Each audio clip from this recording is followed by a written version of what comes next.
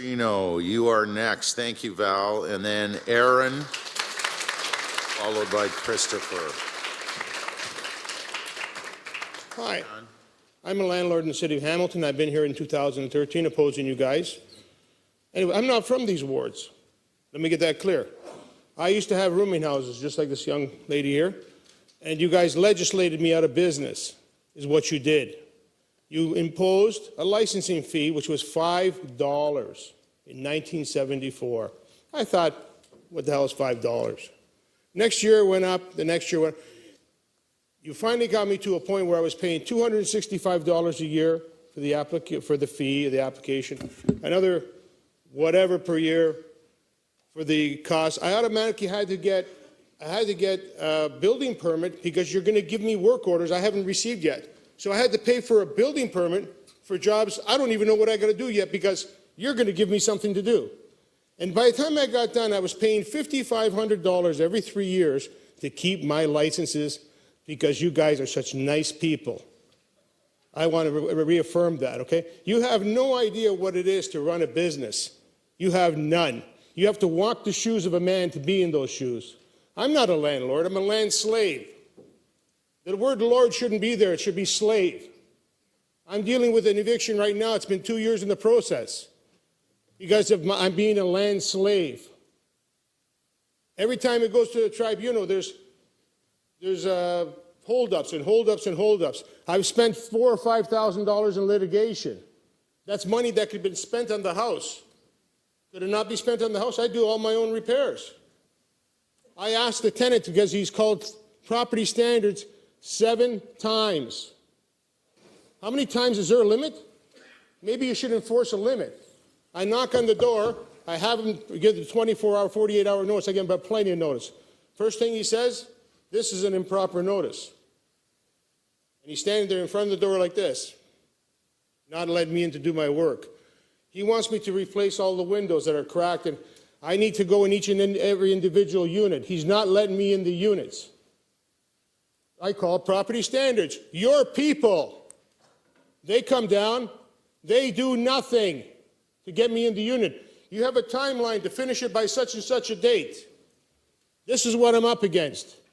So I got tick, tick, tick, tick, fine, fine, fine, fine, and made to look like an idiot because I'm not doing my work. I'm trying to do my work. If I tell you to fix my car, there's a problem under the hood, and I tell you you can't lift the hood, how are you going to fix it? Can you answer that? I left here in 2013 with that exact statement.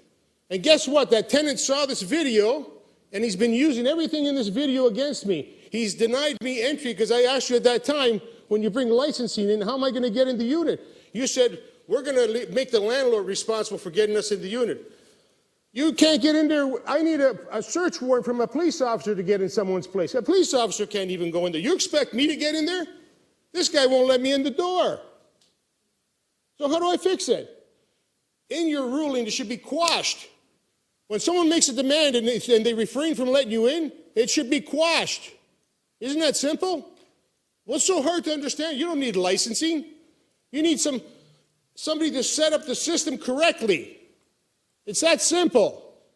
Was there anything hard for you to understand? I'm asking all of you. Is there something here hard that you to understand? I want to go in the door. You're not letting me in. Cancel the order. He's denying entry. Is that hard? No, let me spend $4,000 or $5,000 in litigation. All these N4s and T this and T that. I've got a multitude of them, okay? All the chairmen, there's so many chairmen involved, they decided to make it one group meeting. This is still in litigation, by the way. I'm not going to mention the person's name. Anyways, they're trying to get together. One of the tenants mysteriously gets sick. There's a bucket there puking, like she's making like she's ill. And the chairman's very, very, very sensitive. He tells you, if you can't do today, we'll set up another date if it's okay with me. It's been stalled now for 2 years. For 2 years, I got this annoying piece of whatever you want to call it. I'm a land slave. I'm tired of being a slave. I'm an investor in Hamilton. I expect a decent return on my money. I'm working for less than minimum wage. Less than minimum wage. And it's all because of your beautiful legislation that you brought to this beautiful city. I'd like to thank you all for crippling the city and for making it a less desirable place to live. Yeah, it's a pretty derogatory statement, but you know what? That's what you've done. You're not helping. You're making it worse. You don't even see that. You're so closed-minded. You're not in this business. I went through 30 seconds, John. How much? 30 seconds. Good, maybe I can finish it.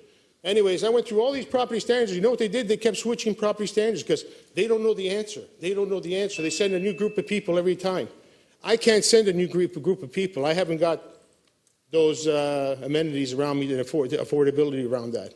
The point is, I am now not renting. Every unit that comes empty, I'm keeping empty. You make the laws, you can house them. You give them a place to live. Under your legislation, you'll go broke, and you're already going broke as it is. I don't have to say it. Isn't that very simple? Is my time up? Your time is up. Thank you, John, very much.